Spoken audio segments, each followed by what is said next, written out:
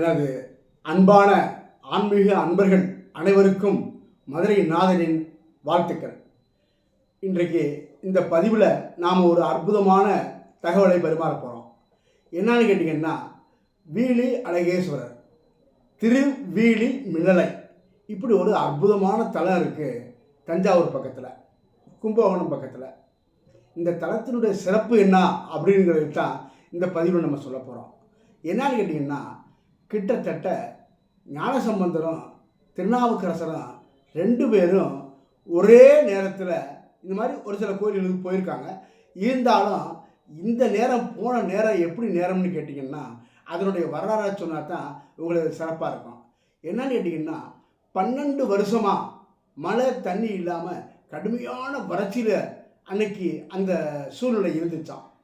அப்போ மக்கள் பசி பட்டினியால் ரொம்ப கடுமையான கஷ்டப்பட்டுட்டு இருக்காங்க. அப்போ அந்த நேரத்தில் இவங்க ரெண்டு பேரும் ஒரே சமயத்தில் அந்த திருத்தலத்துக்கு போகிற வாய்ப்பு கிடச்சிருக்கு. அப்போ இவங்க போகும்பொழுது இவங்க மட்டும் போகிறதில்ல, ஞானசம்பந்தர் போயிருக்காரு அப்படின்னு சொன்னால் கிட்டத்தட்ட குறைஞ்சது ஒரு 50 பேராவது கூட போவாங்க. அவங்களுடைய பணியாட்கள் அடியாட்கள் எல்லாரும் சேர்ந்து. அதே மாதிரி திருநாவுக்கரசருக்கும் போவாங்க.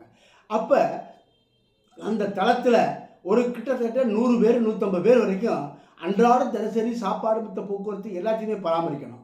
அப்போ என்ன செய்கிறது?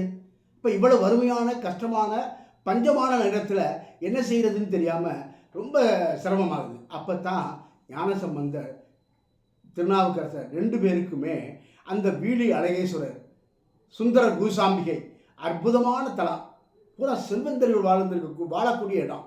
அப்போ என்ன செய்கிறாங்கன்னு கேட்டிங்கன்னா, இறைவன்கிட்டையே காசு கொடு அப்படின்னு சொல்லி மிரட்டின ஒரு பெரிய இறைவனுடைய ஐக்கியமான அற்புதமான சமயக்குறவர்கள். ஞானசம்பந்தர் இறைவனை மிரட்டுறார். என்ன மாதிரி மிரட்டுறார் அப்படின்னு கேட்டால், எங்களுக்கு அன்றாடம் படிகளக்கணும், ஏன்னா நீ இறைவன், உலகத்தில் இருக்கக்கூடிய அனைத்து உயிர்களுக்கும் படிகளக்கக்கூடிய நீ எங்களுக்கும் படிகளக்கணுங்கிறக்காண்டி அற்புதமாக படிக்கிறாரு தேவாரத்தில். இந்த தேவாரத்தை இறைவனோட ஐக்கியமாகி தொடர்ந்து நீங்கள் இதை படிச்சிங்கனாலே உங்களுடைய வாழ்க்கையில் அற்புதமான சூழ்நிலைகள் ஏற்படுங்கிறத நான் இந்த சந்தர்ப்பத்தில் கேட்டுக்கிறேன். ஞானசம்பந்தர் என்ன சொல்கிறாரு கேட்டிங்கன்னா, வாசி தீரவே காசு நல்குவீர், மாசின் மிளலையீர் ஏசல் இல்லையே அப்படின்னு என்ன அர்த்தம்? நல்லா யோசிங்க. அப்போ எனக்கு காசு கொடுக்கலைன்னா உன்னை நான் வைவேன், எனக்கு காசு கொடுத்துட்டேன்னா உன்னை நான் வைய மாட்டேன். அப்போ தினசரி அந்த வறுமையினுடைய கஷ்டங்கள், அந்த ஆலயத்தை விட்டு அவங்க பூஜைலாம் எல்லாம் முடித்து ரொம்ப நாள் கழித்து அவங்க வெளியே வர்ற வரைக்கும் தினசரி அங்கே படிக்காசு கொடுத்தார். படிக்காசுன்னு என்ன? பொற்காசு.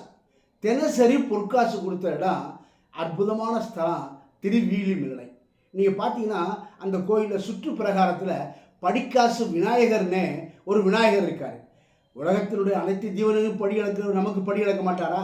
அப்போ அவரோட ஐக்கியமாகி நீங்கள் நான் சொல்லக்கூடிய இந்த 10 திருக்குறள் மாதிரி தான், 1.5 வரி தான், 1.5 வரி 2 வரி தான். அப்போ இந்த 10 திருக்குறளையும் 10 வார்த்தைகளையும் நீங்கள் 10 இந்த பதியத்தை படிச்சிங்கனாலே போகிறோம். அற்புதமான பதியம். மறந்துடாதீங்க, நான் திரும்ப ஒரு தடவை சொல்கிறேன். வாசி தீரவே காசு நல்குவீர், மாசின் மிளலையீர் ஏசல் இல்லைங்க. ஒரு பார்த்தீங்கன்னா இப்போ ஒரு செகண்டில் பாட்டு முடிச்சுட்டேன். அப்போ இதே மாதிரி ஒரு 10 செகண்ட் 2 நிமிஷம் கூட வச்சுக்கோங்க. நீங்கள் இறைவனை தொழுகும்போது இதை சொல்லி தொழுதுங்கன்னா நல்ல பலனடைய முடியுங்கிறத இந்த OMG சேனல் மூலமாக மதுரை நாதன் உங்களோடு இந்த அற்புதமான பதிவை பகிர்ந்து கொள்வதில் நான் மிகுந்த மகிழ்ச்சி அடைகிறேன் என்பதை இந்த சந்தர்ப்பத்தில் கூறிக்கொள்கிறேன். நன்றி, வணக்கம்.